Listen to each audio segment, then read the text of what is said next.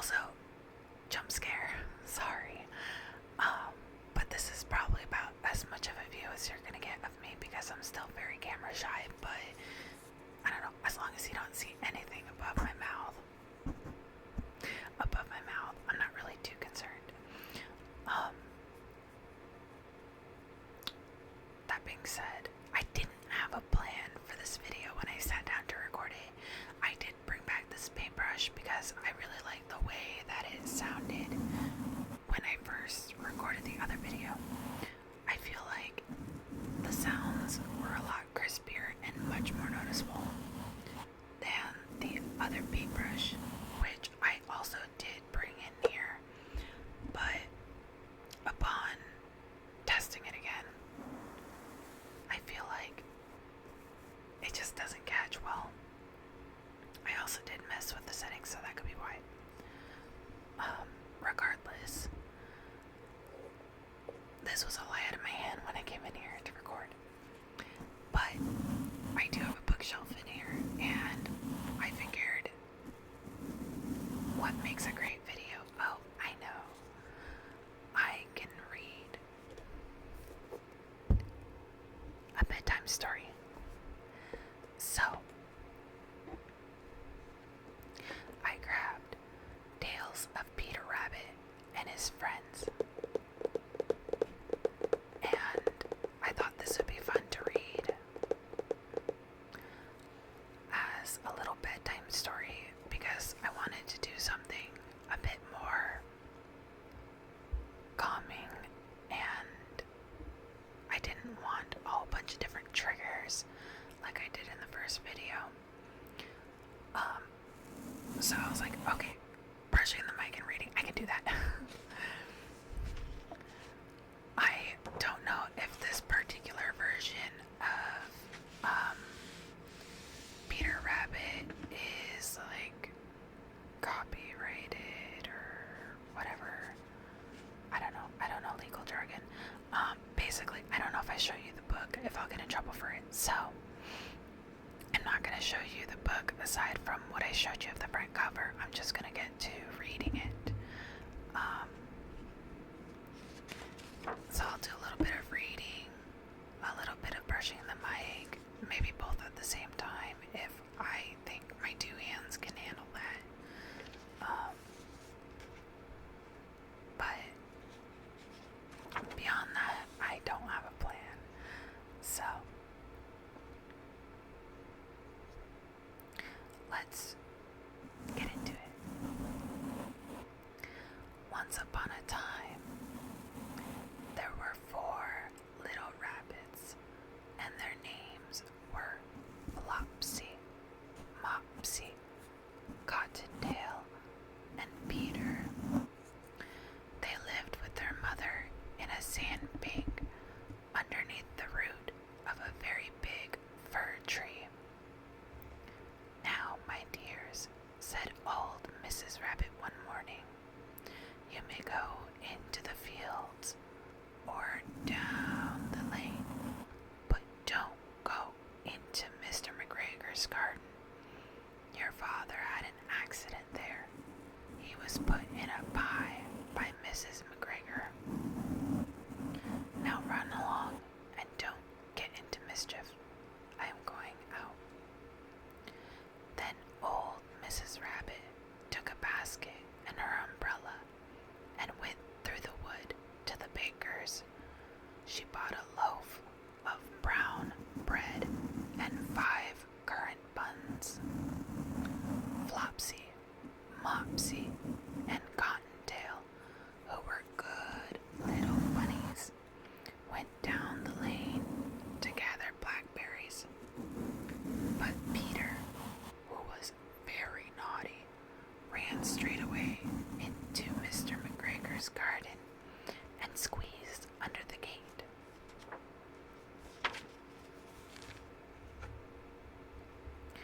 First, he ate some lettuces and some French beans, and then he ate some radishes, and then, feeling rather sick, he went to look for some parsley. But round the end of a cucumber frame, whom should he meet but Mr. McGregor? Mr. McGregor was on his hands and knees, planting out young cabbages, but he jumped up and ran after Peter, waving a rake and calling out, "Stop, thief!" Peter was most dreadfully frightened. He rushed all over the garden, for he had forgotten the way back to the gate. He lost one of his shoes among the cabbages, and the other shoe amongst the potatoes. After losing them, he ran on 4 legs and went faster, so that I think he might have got away altogether if he had not unfortunately run into a gooseberry net and got caught by the large buttons on his jacket. It was a blue jacket with brass buttons, quite new.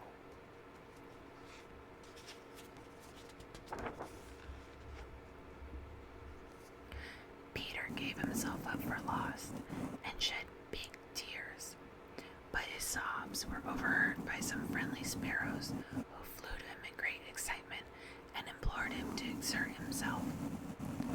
Mr. McGregor came up with a sieve, which he intended to pop upon the top of Peter, but Peter wriggled out just in time, leaving his jacket behind him, and rushed into the tool shed and jumped into a can. It would have been a beautiful thing to hide in if it had not had so much water in it.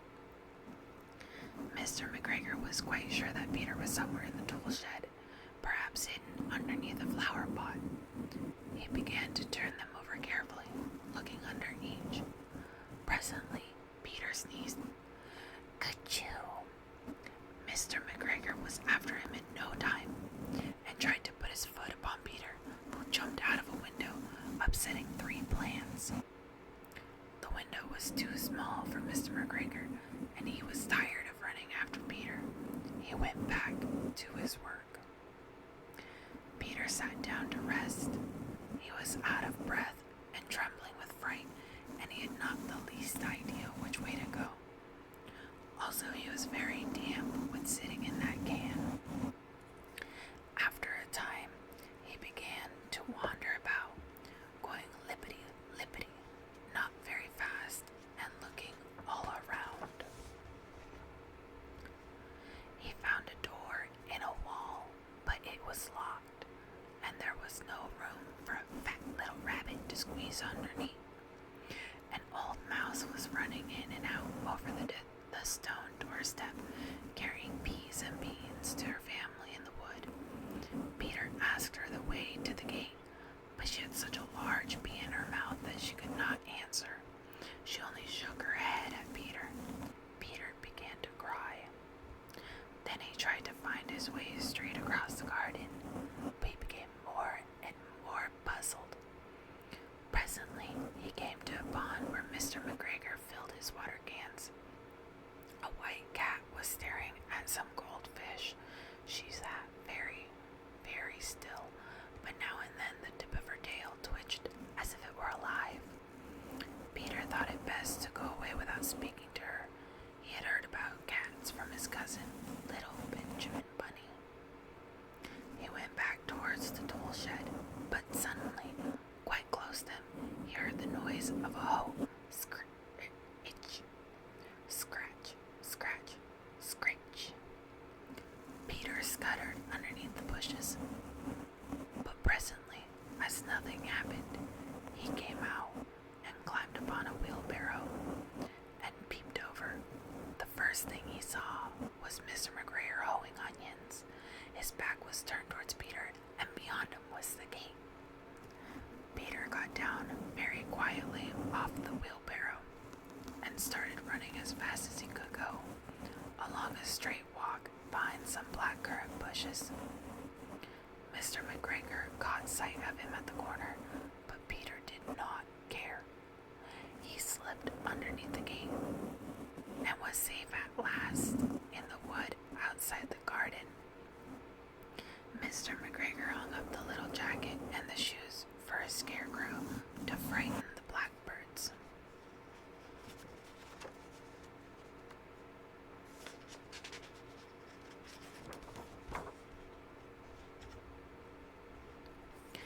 Peter never stopped running or looked behind him till he got home to the big fir tree. He was so tired that he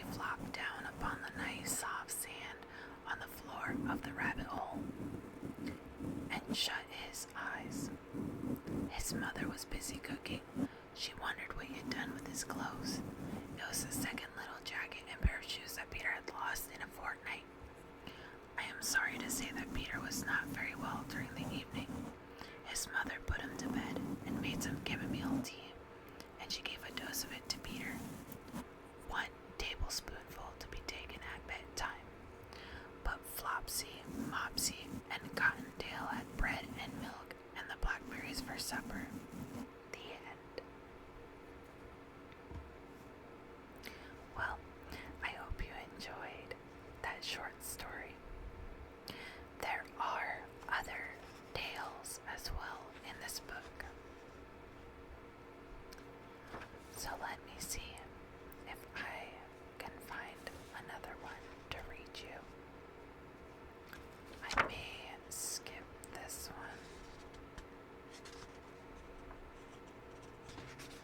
one. Let's see.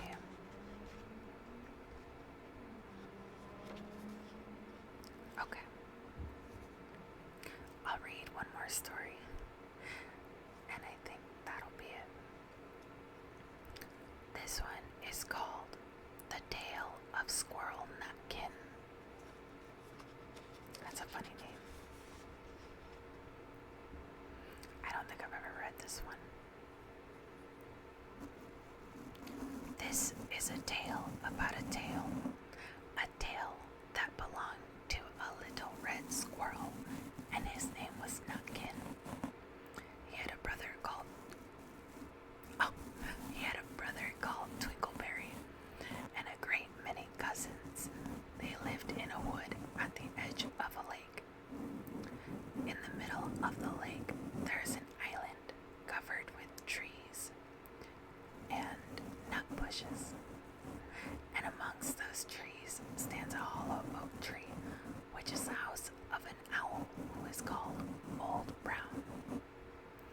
One autumn, when the nuts were ripe and the leaves on the hazel bushes were golden and green, Nutkin and Twinkleberry and all the other little squirrels came out of the wood and down to the edge of the lake. They made little rafts out of twigs, and they paddled away over the water to Owl Island to gather nuts. Each squirrel had a little sack and a large oar and spread out his tail for a sail. They also took with them an offering of 3 fat mice as a present for Old Brown and put them down upon his doorstep. Then Twinkleberry and the other little squirrels each made a low bow and said politely, "Old Mr. Brown, will you favor us with permission to gather nuts upon your island?" But Nutkin was excessively impertinent in his manners. He bobbed up and down like a little red cherry, singing riddle me, rot tot tote, a little wee man in a red coat, a staff in his hand and a stone in his throat. If you'll tell me this riddle, I'll give you a groat. Now this riddle is as old as hills. Mr. Brown paid no attention whatever to Nutkin. He shut his eyes obstinately and went to sleep.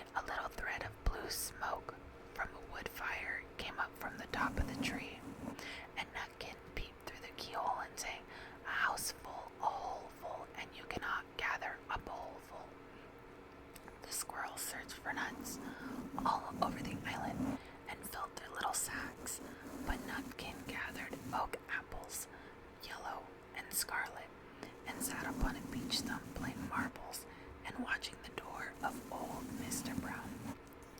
On the third day, the squirrels got up very early and went fishing. They caught 7 fat minnows as a present for Old Brown. They paddled over the lake and landed under a crooked chestnut tree on Owl Island.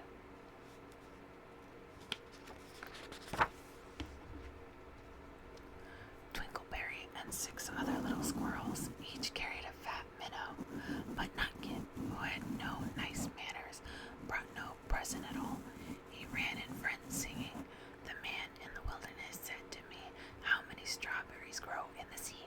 I answered him as I thought good, as many red herrings as grow in the wood." But old Mr. Brown took no interest in riddles, not even when the answer was provided for him. On the 4th day, the squirrels brought a present of 6 fat beetles, which were as good as plums in plum pudding for Old Brown. Each beetle was wrapped up carefully in a dog leaf, fastened with a pine needle pin, but Nutkin sang as rudely as ever. "Old Mr. B, riddle me ree, flower of England, fruit of Spain, met together in a shower of rain, put in a bag tied round with a string.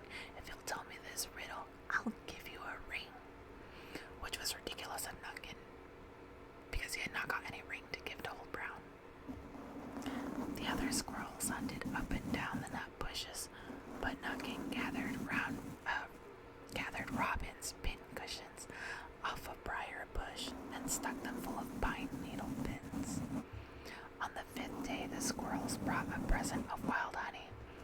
It was so sweet and sticky that they licked their fingers as they put it down upon the stone. They had stolen it out of a bumblebee's nest on the tippity top of the hill. But Nutkin skipped up and down, singing, hum-a-bum, buzz, buzz, hum-a-bum, buzz. As I went over Tipple-tine, I met a flock of bonny swine, some yellow nags, some yellow-backed. They were the very bonniest swine that e'er went over Tipple-tine. Old Mr. Brown turned up his eyes in disgust at the impertinence of Nutkin, but he hated the honey. The squirrels filled their little sacks with nuts, but Nutkin sat upon a big flat rock and played 9 pins with a crab apple and green fir cones. On the 6th day, which was Saturday, the squirrels came again for the last time. They brought a new laid egg in a little rush basket as a last parting present for Old Brown, but Nutkin ran in front laughing and shouting, "Humpty Dumpty lies in the beck, with a white counterpane round his neck. 40 doctors and 40 rights cannot put Humpty Dumpty back to rights." Now old Mr. Brown took an interest in eggs. He opened one eye and shut it again, but still he did not speak.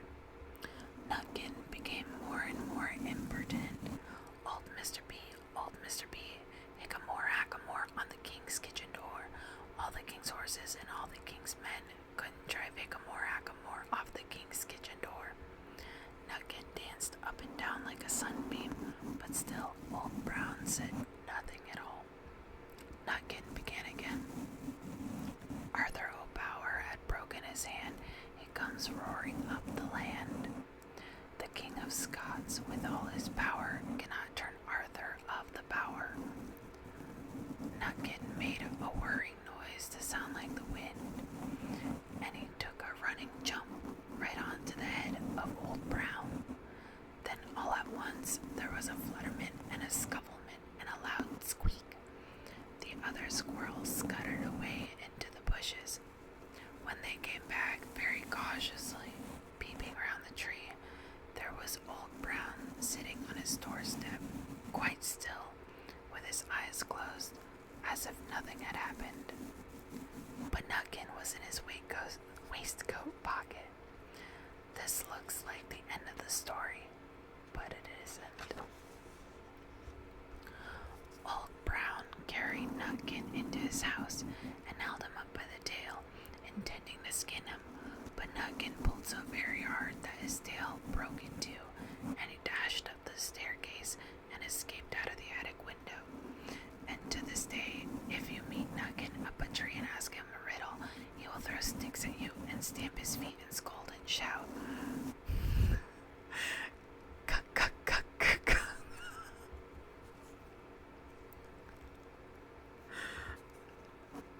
yeah, the end. I know that word meant something else back in the olden days.